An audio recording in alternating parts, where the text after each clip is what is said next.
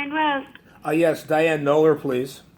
It's Diane speaking. Diane, Howard Thompson, PIX11 News in New York, recording for broadcast. How are you today? I'm very well, thank you. How are you? Good. I am sitting here with Nikki Nicole Marks. She is a certified Vixen instructor, or former certified Vixen instructor, who's been having an issue with your client, Janet Jones. Are we on the phone, just the three of us? Yes, just the three of us. Are you doing this differently? Okay. The three of us, we are on the phone. Yes, the three of us are talking. Okay, and no one else, right? Are you recording my phone call? Yes, I did tell you that we are recording for broadcast at the beginning. It's my legal obligation. Okay. I missed that. Well, I'm did happy say to have it. a private conversation with you, and we filed our papers with the Better Business Bureau, but I'm What does not that happy mean? to have a conversation. Okay, what does the Better Business Bureau is just pretty much an entity that lists the status and complaints of consumers' issues with corporations. I'm trying to sort out a personal matter here. If you want to call me back, not on the air, I'm happy to talk to you, okay? Fair enough. Thank you. I'll call you right back. Thank you. Okay. All right, so this is what we do. Now we're going to call her back. We are going to record this, but this part will not be broadcast. Okay, but I will record this for my edification. Okay?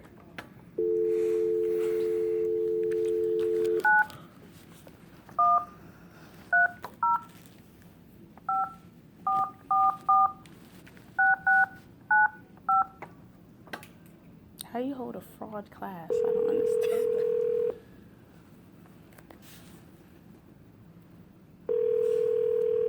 Diane Wells. Hi, Diane. Howard Thompson again. We are not recording for broadcast, so now just the three of us are just talking. Okay, thank you. And I'm pulling my file. Give me just 1 second. Certainly. Okay, so picking up where we were on the Better Business Bureau. So Ms. Marks filed a complaint. She filed multiple complaints with the Better Business Bureau. And so through the Better Business Bureau, we filed a detailed written response. And we also tried to FedEx it to Ms. Marks at her address that she listed with the Better Business Bureau, but literally today it was returned to us as being unaccepted. So one, I'm not sure, and I know the Better Business Bureau has reached out to her to get her correct address so that she can receive the information. Did you not receive a letter from them? I wasn't aware anything was going to be sent because nobody wrote that a letter being sent. Here's the tracking number so I can look at it. Because, let's say it comes to my mailbox, I'm not going to get it. And then if I'm expecting a package, I'll know and I'll pick it up. They usually leave something. You didn't see any slips of paper? No, there was no slips of papers. But even still, I would have to have a tracking number. If I don't know it's coming. Okay, well, let's remove the Better Business Bureau from the equation right now, and let's just talk about the situation between your client, Ms. Jones, and Nikki, and this issue. From what Nikki's telling me, that she received a certification, paid her $300, but in the beginning was never shown or given any contractual or stipulated guidelines as to what she could or could not do. And every time she tried to do something, Ms. Jones would thwart her, whether it was trying to teach in Atlanta, certain neighborhoods in New York, going to Miami. And so each time Ms. Marks is laying out capital to rent studios and light kits and teach a class, Ms. Jones was in turn telling her, no, you can't teach there. No, you can't do that. You can't do this. You can't do that. And then eventually she's told that we're taking your certification away and that she's terminated. I don't know how you can really terminate someone who's been certified and is not technically an employee, is an independent franchisee. So that's kind of in a nutshell, that's the story that I've been told. So I would imagine you have you beg to differ and have something else to tell me. Well, I laid out all of these facts in the response that we filed with the Better Business Bureau. Well, can you tell me documentation? So let's just walk through it, and we'll see whether she agrees or doesn't agree. Okay? So as you know, the Vixen workout is a trademarked business. Yes. And so you don't have to agree with me, but I'm just going to tell you, it's a trademarked business. So they offer a level 1 certification, and that's what Ms. Marks signed up for, and it was, I think she paid $229 for that. But I don't know the exact dollar figure. For that certification, she receives some materials. She receives an in-person training she received a manual, and I believe there's some other things. She received all those things, and so what she has is a first level certification. She passed the training. Not everybody passes, and it does say, when you pay, it's a non-refundable fee. But she passed the training. I guess she qualified, so she got a level 1 certification. In that notebook, it does have all the materials. She got access to a website where they have all kinds of information about how you can use the Vixen name, which is a licensed name, the manner in which you can use it on your postings in your website, what you get to when you are a level 1 certified instructor, because there's different levels. And so she was just first level. And so I do have, and she has the emails, she has the information where she went beyond the boundaries of what she was supposed to do. So they started trying to educate her. Here's what you have, and here's how you can use it. And they did. They asked her to reform the way she was using the Vixen name. They give you examples on how you can put it in your email, how you can't put it in your email. Okay, so there are a lot of materials. Okay, hold on a sec. Go on, Nikki. Did you want to say something about that? Can you tell me the date the policies and manual that was created? I don't have that. I know that when they started this program that they had the license agreement and they had the manual, but you would have gotten the manual either through the mail or at that first training But there session. was no list of policies and rules and procedures and guidelines created at the beginning. I understand that that's not true, that it did exist from the beginning. They had them in place before they started the certification program. They're also on that website, that portal, where you can get the different materials. So you had 2 ways of accessing that information. Okay, so based on... But understanding that maybe you hadn't read it all. You didn't... No. It didn't make sense to you. That's why she started when you were doing things differently than what the materials provided. That's why, there were emails. I've read these, not all of them. I've read many of these emails. And she started saying, no, don't do it this way, do it this way. Yes, don't do it this way. I was getting clarification. But during those conversations, which were done in November, how to clarify, that's when the manual was created, November 4th. And then after the conversations with us, it was updated November 23rd, where it outlined you could not use Vixen certified X, Y, and Z. You can't sell videos. You can't post on Prairie Scope, because I had the files dated. And I had the email that she sent me dated. So none of these rules was created until November, after everything that was listed that I'd done. And I also tried to fix it. So it just showed good faith that I was willing to work with you because you were brand new and you didn't have everything in place. There's no evidence that you have that these were created in September. In my letter says differently than what you just said, but just walking through it, so if there was a revision to some of those, that's what companies do. They create policies and procedures and they revise them along the way. So maybe there was a revision in November. Revisions after Nikki was attempting to build her business. That's kind of the point. No. It existed. It existed prior to that time. But there's no date. If you've read the emails, there's no date. If you've read the emails, they're right specific. here. I have all the emails. We have all the emails. The dates of what you're saying. And you have the emails from Ms. Jones. Yes. Yes. We have everything right here. Everything which you're telling us happened after Ms. Marks went out and tried to build her business. No, I've read those emails too, and I would disagree that that's what those emails say. But let's go through the story, because now the company is trying to explain to Ms. Marks. This is November, right? Here's the limitations on how you're using our name, because it's their licensed name. And she's a phase 1 instructor, and there's a separate certification for a master instructor. And so, and they were talking to her about, the different, and you can see she's planning to, they were concerned about customer confusion. You'll see emails where they said, we are being contacted by people who are confused that you are out there they think you are Janet Jones. And so we can't have people in the community misunderstanding who you are versus Janet Jones. Well, how would they You're think not she Janet is Jones. Janet Jones? How would they think Excuse me? that? How are they coming to that conclusion and confusing Nikki with Janet Jones?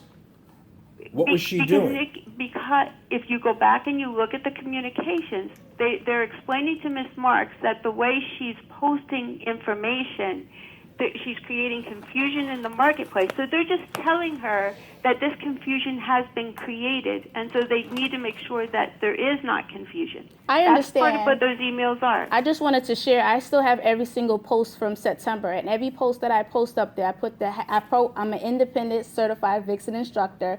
In the profile of the Instagram page, I also put that with my email and website, because this isn't the first business that I have. Did you put twerk out? No, it's separate. I keep those separate. There was a separate page just to focus for the Vixen classes, and then on my twerker, I'll promote the Vixen classes. So do you see how that could create confusion then? How's that creating confusion? If you're promoting yourself as a Vixen Certified instructor. certified Vixen instructor, teaching classes, Teaching the Vixen classes. teaching the Vixen classes. Yes. Okay. So, Ms. Knowles. Ms. Wells. Ms. Wells. Ms. Wells. What So- is the where's the confusion in the marketplace then? You know, I don't have that in Nikki front of me. Nikki I and apologize because Janet I do didn't not know look you were anything calling. alike. But there was confusion created on what people were signing up for, where I believe one of the issues is that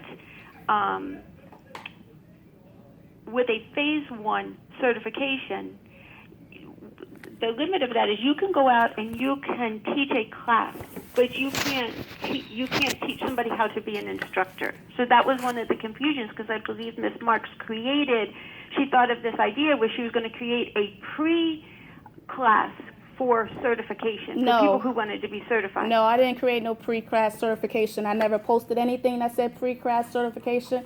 Now, there were certified instructors, because I was the first one in New York, who were asking me questions, and I was answering those questions because I can understand this is brand new. You're spending money to audition, and you might not make it. So they was asking me what was the process, what's going on, what to expect, and I was answering them. And I was telling them, listen, do what I did. Take the Vixen workout classes to prepare for the classes. I had classes in Jersey. People that lived in Jersey, decided hey, we'll come to your class, and take the class, because you're focused on just the phase 1 routine. Rather than the New York class, it's 1, 2, and 3, and 4, and it's not focused on what they're trying to prepare for the exam. So I held a regular class, and I have a group photo of that class, and it was students who are not certified, and I have their email, and you can max it with people who certified for your registration, and it's not going to match. A few certified instructors came, but mainly it was regular people. So I did not hold no certification or pre-certification. I welcomed them to come. I said, if you want to come take the class, you can take the class.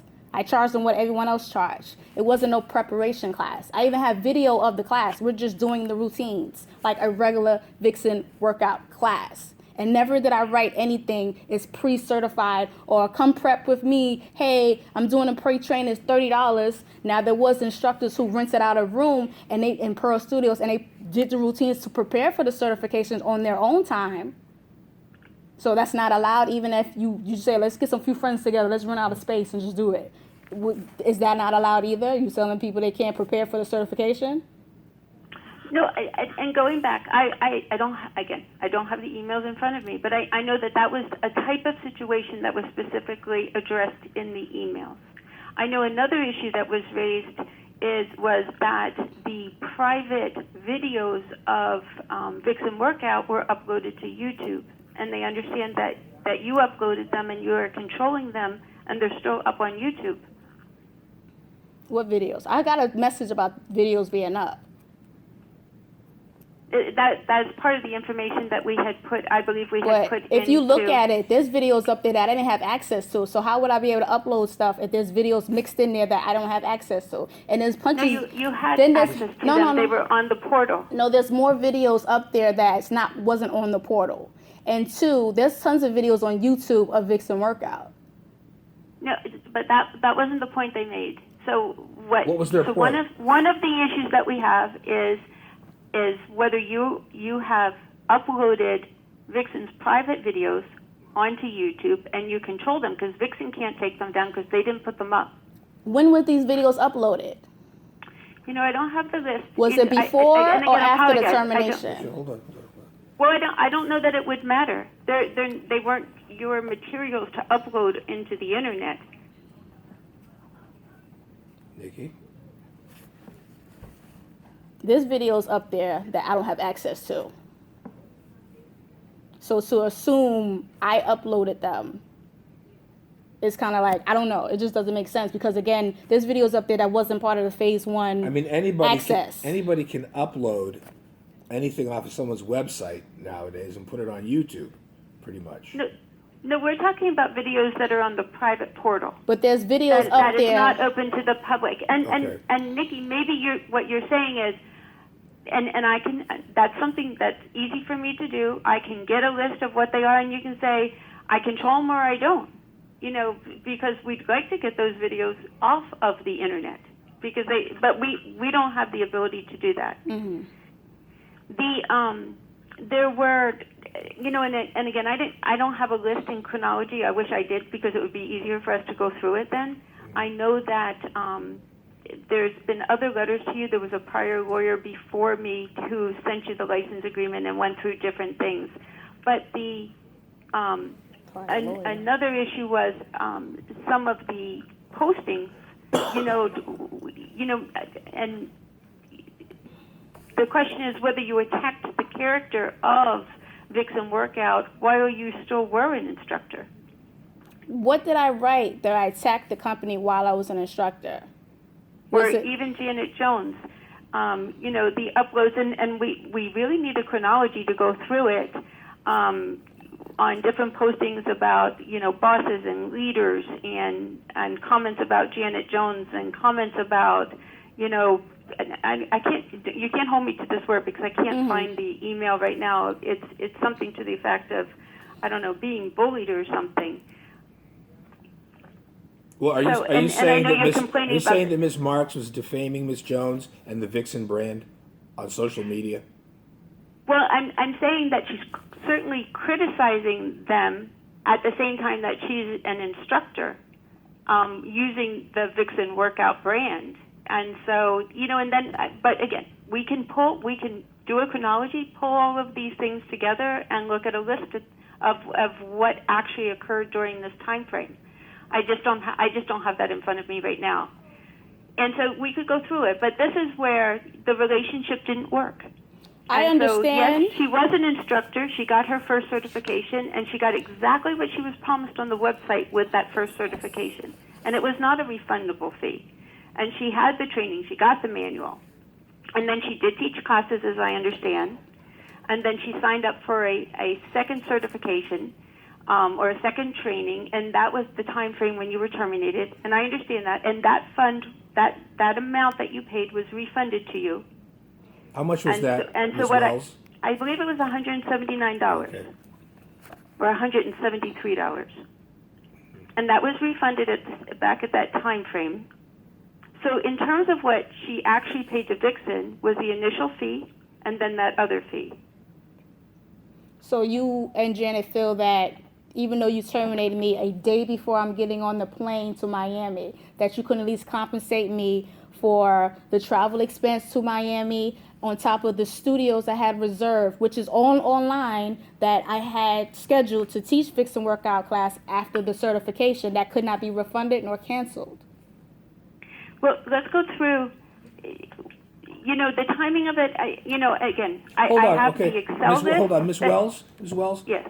Before even, I think what Ms. Marks is trying to get at here is that she was out some money out of pocket, and the timing of it to her just didn't seem quite fair. I guess what she's asking here is Ms. Jones willing to refund some of the money that she had to spend on hotels, rental of equipment, and rental of room once she was decertified, because the decertification came after she had already spent the money, and now she can't Right. And I understand that, and I don't have the answer on the authority, but I want to walk through. because you have to talk to your client.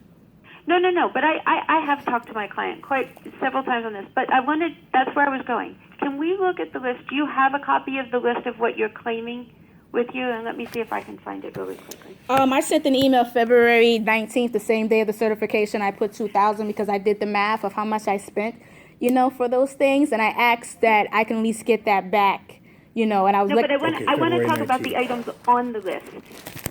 Because there's lighting, transit fees, there's clothing, there's a bunch of different things on that list. We have the And I list just right wanna here.